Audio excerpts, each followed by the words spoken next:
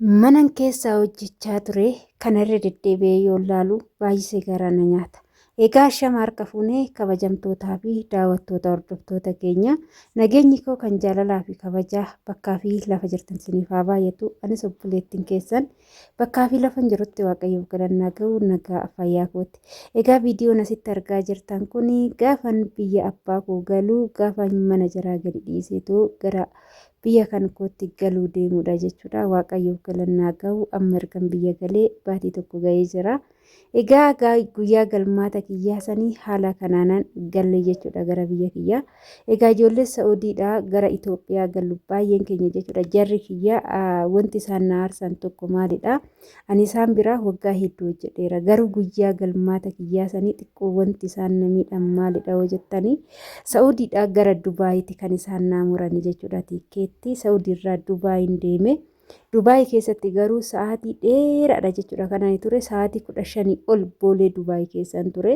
Ani immoo yoo hagana hundanan tura jedhee osoo hin yaadinan waan nan nyaadhu son tan dhugus hin qabanne.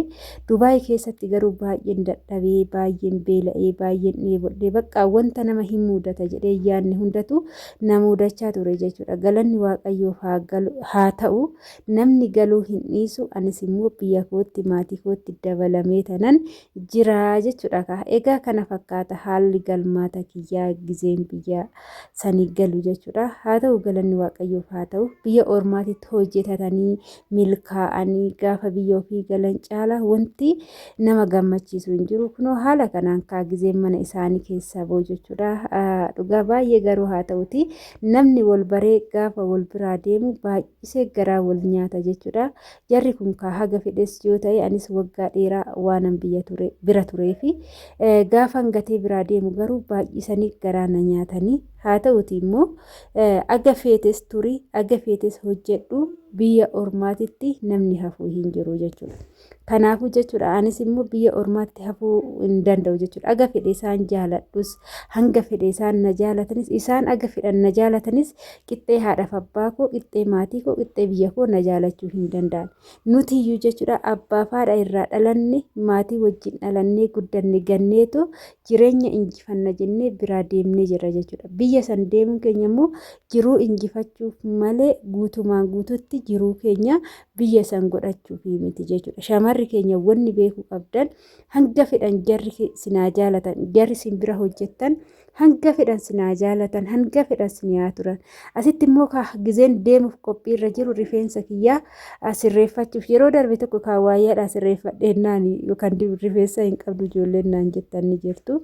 Ani nan qaba jechuudha waan an dhabe hin qabu. Haa ta'uti immoo ammaraacii yeroo biyya sanitti jechuudha fakkeenyaaf ijoolleen akka tasaa madaamonni waa tokko namaa fiduu yoo didde ammaraacii namaa ta'a rifeensa wal dhadhaabbatu jechaadha malee ani rifeensi kiyyaayyuu kan baay'ee na rakkisuu miti waan an dhabe hin qabu. Kunoo haala kanaaniin ofuma kiyyaafan mana keessatti tokko fadhe jechuudha.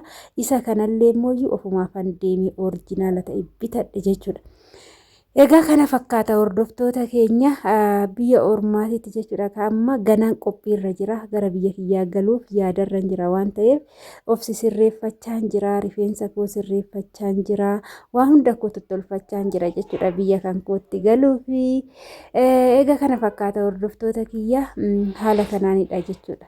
Innaa wanni nan isiniin jechuu barbaade taansuudhaan hanga fedhes yoo ta'e biyya ormaa keessa yoo jiraanneeyyuu biyya abbaa keenyaa keessatti galuun immoo dirqama keenyadha jechuudha. Namni biyya ormaatitti hin hafuus hin danda'u. Biyya ofiisitti galuun dirqama. Kanaafuu gizee achi hojjennu kaayyoo qabaachuudha abduu qabaachuudha. Gaafan galee eechan jiraadha gaafan galee eechattan galaa jenneeti jechuudha kan yaadu qabna. Jenneeti jechuudha kan yaadu qabnu. Maaliif jennaan biyya arabaa hojjechuu qofa osoo hin taane kaayyoo qabaachuudha jechuudha. Bakka bayzawwee gaafan gale waan itti jiraadhu waan keessa jiraadhu jennee yaaduu qabna jechuudha malee jarri nu jaalatanii rakkoo hin qabu homaa rakkoo hin qabu jennee achuma zim jennee hoo jiraanne nyaannee dhunnee mana isaanii keessatti yeroo hundumaa ashkara isaanii taanii arabdoonni bayzawwee jechuudha.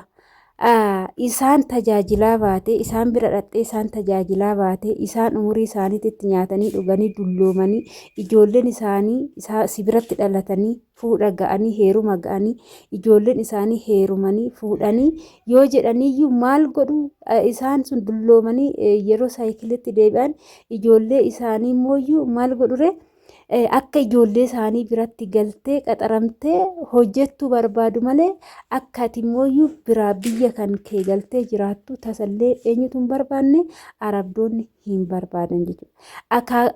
Bakka ijoollee isaaniitti dabartee hanga umurii kee fixatte yookaan immoo hanga duututti akka isaan tajaajiltu barbaadu malee akka ati biyya kan kee galtee jireenya jiraattu jireenya mataa kee jiraattu jireenya biyya kee jiraattu tasumallee hin barbaaddu jechuudha. Haala kanaan rifeensa kooti sirreeffadhee gara xumuraatiin ga'een jira. Egaa kana fakkaata. Kun immoo dirree xiyyaara keessa jirra. Xiyyaarri yeroo ittiin gara Dubaayii nuun deemaa jiru kuni karaan xiyyaaraa yeroo xiyyaarri balali'u haala kanaanidha jechuudha. Ijoollee baay'een kan beektan jirtu kan hin beekne immoo isinii galuu danda'a. Karaan kun karaa xiyyaarri irra deemudha jechuudha. Qaxxitaamma xiyyaarri gaafa balali'u karaa akkanaatirra jechuudha kan inni deemu jechuudha. Kanaaf xiyyaarri kun eessa nuun deemaa jira? Dubaay nuun deemaa jira. Akkuma argaa jirtan barreeffama fuulduraasanii gara Dubaayiitti deemaa jirra. Xiyyaara keessa jirra. Kun akkuma argitan xiyyaara amma laaltasan keessa jirra. Gara Dubaayiitti imalaa jirra jechuudha. Egaa kana fakkaata. Kanaafuu jechuudha waggaa har'aa, waggaa lamarraa, waggaa sadeenarraa gaafa jechaa deemtan biyya ormaatitti haftanii booda galuun nama jibbisiisa. Odoo hojiin isaanii nama dadhabsiisu, osoo hojiin isaanii nama jibbisiisu galuun immoo nama jibbisiisa jechuudha. Kanaaf shamarran keenya kun immoo boolee Dubaayii keessatti kan sa'aatii 15 teenye kan gara na dhufantu jira. Kan immoo ijoolleen achi ga'anii ji'a tokko keessatti gara biyyaa deebi'antu jira. Dhugaa viidiyoo hedduu guyyaa sannan waraaba jedhee tanan sababa chaarjeriin bilbila kootii na jalaa cufateen viidiyoo waraabuu hin dandeenye sababa kanaanan dhiise malee viidiyoo mucayyoon nattaasaa jirtu tun deemtee baatii tokko qofatti jechuudha kan ishiin warri biirootis rukutanii madaaminis rukuttee kan deebiste jechuudha. Sababiin kun immoo ani nyaanni isaallee naa galuu diduu nyaanni mana itti gale san hin jiru baay'ee rakkadhe baay'een dhiphadhe jedhu ijoollee lamaadha kan wajjin gale baay'ee garaa na nyaatanii jechuudha. Ijoolleen asii achillee hedduminaan ni deemu jechuudha. Kanaaf jechuudha biyya Arabaa hanga feetanis turtan waggaa 6 ol waggaa 7 ol turuu hin yaadina. Gara biyya keessaniitti galuuf yaada kun immoo boolee Dubaayii keessatti gaafan seenee galuudha jechuudha. Haala kanaanidha jechuudha kanaananii galee. Kana fakkaata hordoftoota keenya gizeen cha'u jedhee isaan biraa deemedha. Kunis booluma Dubaayii keessa gizee jirrudha jechuudha. Haala kanaanidha kan biyya keenyatti gallee waan das nama jedhuu fi waan nama gammachiisudha jechuudha. Kana fakkaata hordoftoota keenya waan wajjin turtaniif guddaa galatoomaa isiniin jedha. Mana kana immoo laayik sheer gochuudhaan nu jajjabeessaa isiniin jechuun asumarraan affeerraa kooti. Egaa kana fakkaata hordoftoota kiyyaa anamma biyya kiyyatti isin immoo laayik sheer gochuudhaan viidiyoon isin biraan ga'u isin na jajjabeessaa isiniin jedha. Amma mindaa kallattii tokko waan ta'eef ciao.